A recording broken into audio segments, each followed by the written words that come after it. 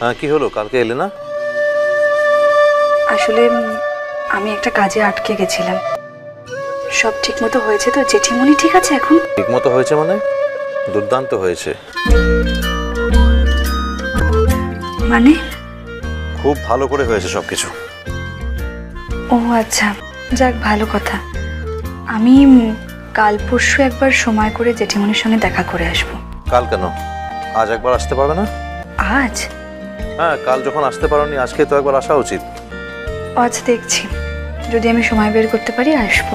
শোনো, এলে কিন্তু পেট ভরে মিষ্টি না খাইয়ে ছাড়বো না।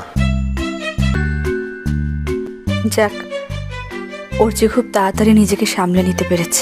এই তো দিব্যি নর্মাল ভয়েসে কথা বলছে, গলায় বেশ খুশির ভাব। এই খুশির কারণটা কি? এতটা খুশি কি সঙ্গত?